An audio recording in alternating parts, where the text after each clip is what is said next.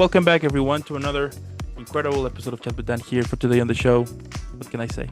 We're having an incredible, super badass Tuesday because we have on the show the incredible, the amazing, the badass, the superstar, the legendary, the one and only, and even a superhero. Let's find out why. Sydney, how are you today?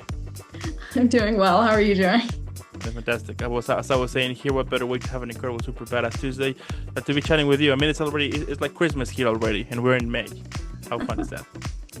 And yeah, so welcome here. Also, for those who are tuning in, thank you so much for checking this episode out. If you're new to the channel, don't forget to leave a like, subscribe, follow. It helps a lot. But also, in the description below, you're gonna find all of Sydney's social media. Let's follow her.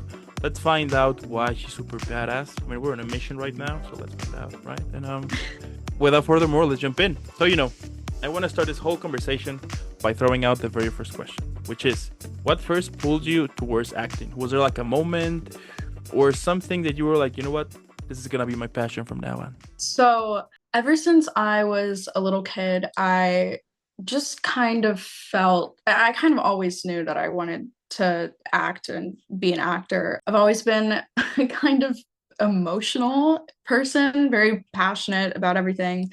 So, I kind of thrive in the dramatic world.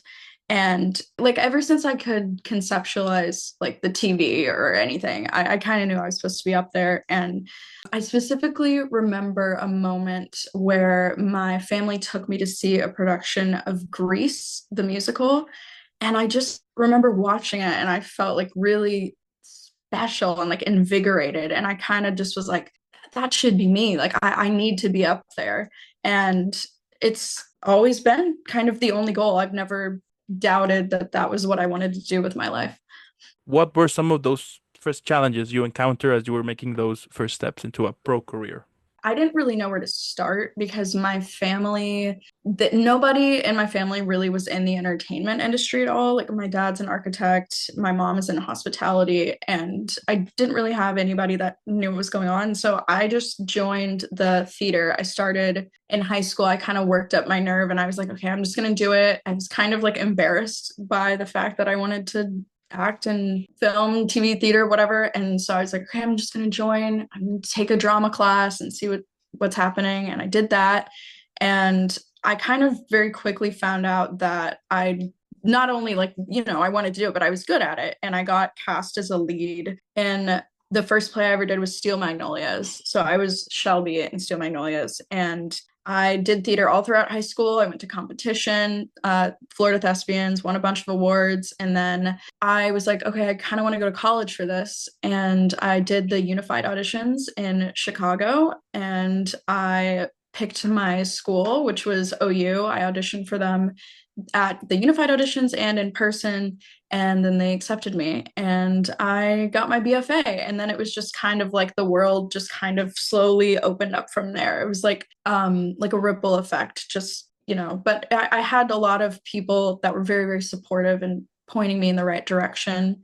I've always been very, very grateful that I didn't have parents that were like, you need to be a doctor or a lawyer, because I know like a lot of parents want to do that, but my family's been very, very supportive and they've been like, follow your dreams, like do what you love, like if it makes you happy, do it.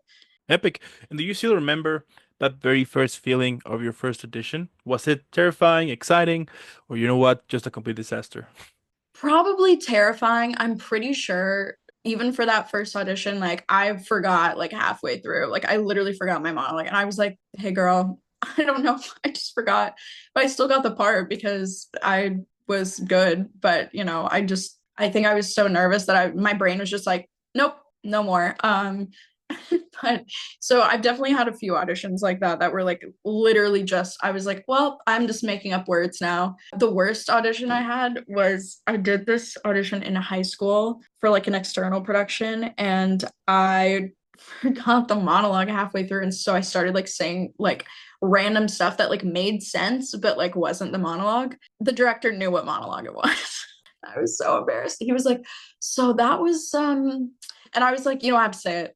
You don't have to say it. I know that was trash. You don't got to say it. I know, but you just kind of have to take it and move on and hope that you're more prepared. It's happened to everybody, I'm sure. If it hasn't, they're lying. Like I'm sure people or just go in and bomb and it's just a terrible performance. I've had that happen too, where I was just like not like connected to the text at all, or like something else was on my mind, and I was like, okay, well, I know that was terrible, but a good director can kind of get you on the right track, and with the right words can kind of open it up and ground you a little bit and turn a shit audition into a really good one. So yeah. And do you still, whenever you're having an audition, do you still have that bug inside making you feel like a little bit terrifying, exciting, or not at Um, all at this point? Sometimes for in-person auditions, I definitely get a little like, ugh, because so many auditions now are self-tapes, but I kind of have to like if I'm really, really prepared, I'm less nervous. If I feel like you're more nervous if you aren't prepared, like I had an audition recently, well, a callback where I had to do like 6 pages of a monologue. This is in person where I was like cutting up and torturing this man. And I was definitely super nervous going into it. I got the part. um, and that's actually I'm going to film that next week or in a couple days. Yeah, next week in LA. So it depends. Like even if you are nervous, you just kind of have to use that and you have to use that energy. I feel like if you don't use it and if you like play into that nervousness, like it can really help. And I usually perform pretty well under pressure. So it, but I've also had auditions recently where I was like, I don't know, I just felt kind of off with that. But I usually know, like I have a feeling if I like am booking a role, if it's in person. Self tapes, not really, like, but sometimes in-person stuff is scary just because we don't do it. So it's a muscle that we don't really exercise as much now because everything is virtual. So Hmm. And after an audition here and there, like what is your usual process to kind of disconnect and then to continue to be the real you? Do you have like a thing going on? Or you are just like meh, whatever, and then move on?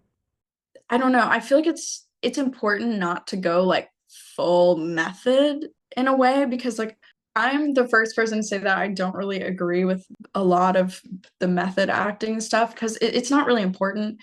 And I feel like a lot of people only do it for like evil and demented kind of characters. And it's kind of dangerous because there are other ways to create a character. And if you go too deep into that, you kind of risk losing yourself. But you can kind of become something awful. And because if you tell your brain something a million times, you're going to become that thing, which can be really bad. It can also like work the other way around and really help. But, you just have to, remind yourself to have fun afterwards and like to do really like positive stuff, like joke around and hang out with people, call your mom, like I don't know. You have to separate yourself from it in some way because you just don't want to become something that you're not.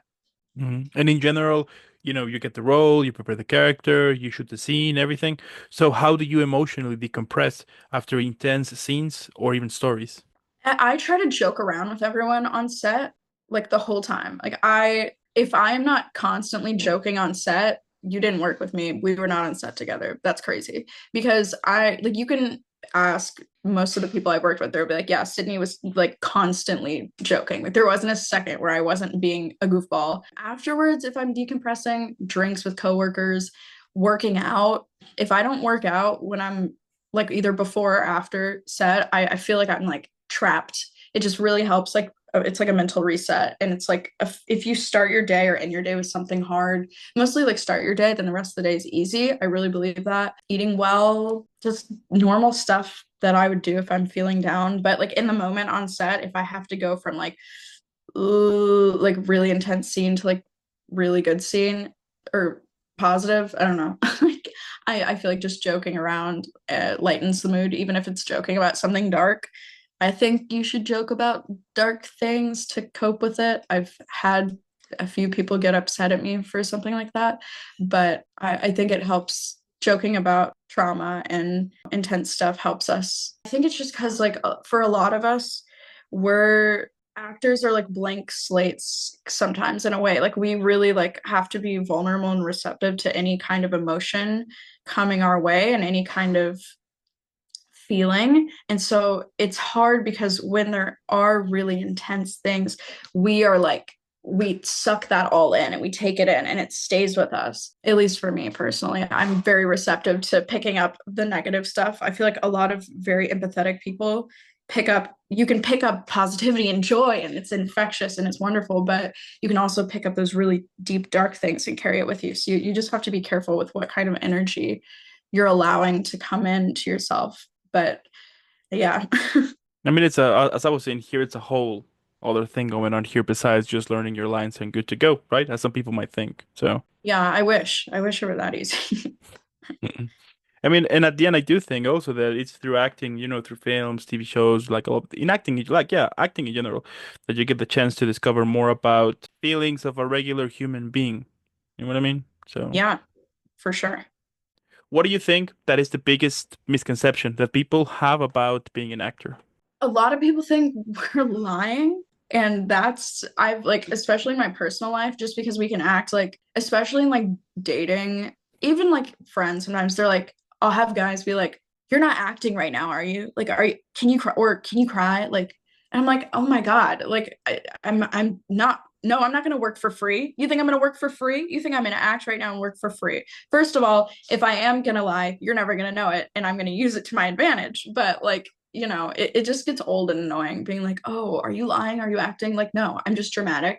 I'm just emotional. I feel like all artists just have big hearts and we're all crazy. I feel like that's true though. We are all crazy. I have not met a single actor that isn't insane in some way or another. Good crazy or bad crazy. I've met both of them, but we're all insane. I'll take So, it. yeah. I've heard that story multiple times that specifically for dating, some people might be like, "Are you?" They would get into this conflict, but then whenever that happens, I will be like, "Okay, but why would someone would lie to you saying that they like you, right?" And also, why would someone waste their times years of having a relation that it's a lie? I mean, it's not a game. It's not like you're having this mind game going on that you want to you know what I mean here. So Yeah. I find it funny whenever they yeah, some people might think that because it's basically ridiculous. You know what I mean? So It's pretty annoying. Yeah, I've definitely encountered that so many times. Another annoying thing is literally when they say, "Oh, can you cry for me?" I'm like, "No, I'm not gonna just start crying right now. I don't need proof of skill. Like, watch my work. Go do your research. Like, I'm not gonna just cry for you in this crowded bar. Like, what do you think this is?" I totally, hate when totally. people say that. Or like that's like when people ask singers like, "Oh, sing right now. Sing right now." Like, okay, like go and ask an architect, "Oh, draw something for me right now." Like it's ridiculous when you like a doctor, "Oh, can you do an operation right?" Bro, like what are you like it's ridiculous in any other profession. Why can you treat us with the same respect? I know it's like, yeah, we're artists, but still, I don't know. I hate that. When you're having auditions here and there, how you handle those moments when the phone is not ringing? So how you stay motivated and how you stay creative. I mean, you can never doubt your talent. If the second you doubt yourself, you're lost. You can never, never, never, never doubt yourself. If you don't believe in your own talent, it's visible. Like we can all see it. Casting directors can see it, directors, producers. I did like 80 auditions in January. Like it was like a crazy number. I need to go back and count. Like literally so many tapes. I had like 12 every day. And I booked one thing. And the next few months after that, I was booked back to back to back to back to back to back.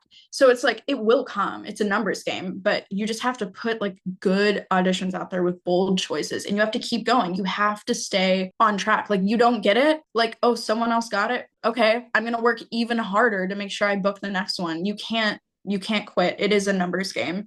Like, and I think people forget that if you just keep going, you will find success. And I found that to be true time and time again. When I just work, I put in like a little more effort than I normally do. I notice and I reap the benefits of that effort. Yeah, you can't doubt yourself as an actor, at least.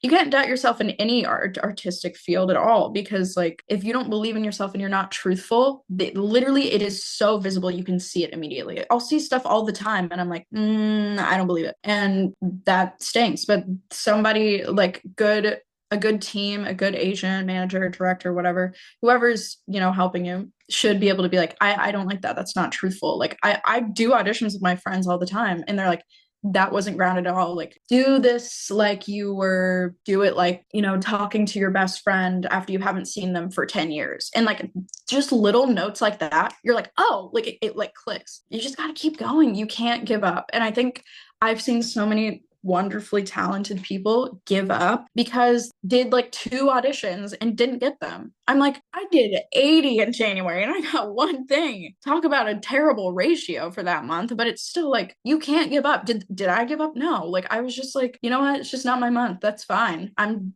working on my craft every single day. I'm blessed to be able to have the time to do the auditions and not have to work. Like I'm making a living off of acting. That's a blessing. Not many people can say that in this industry, like especially people that are greener in the industry, which in film, I've only been in this industry for a couple years now. Theater, yeah, I've done theater since I was very young, but it's like for film, like being able to pay my bills as an actor, I feel beyond blessed because then I can just go out and when I'm not on set, I can go and live my life. I can go and work out. I can go to dinner with someone. I can go on vacation. I can date. I can do fun stuff. You know, you can live your life, which that is also very important for acting. Is you can't just work, work, work. You have to live your life. You have to have experiences to draw from, or you're not going to be an honest actor. Just how it is. And as you look back and look ahead, how has your definition of success have shifted?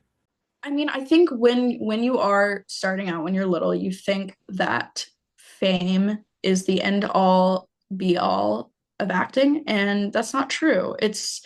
I think success is if you can change one person, if you can move one person, if one person enjoys my art, I've succeeded. Like if I can change someone's life or perspective or inspire someone, that is success. Success is a feeling to me, at least.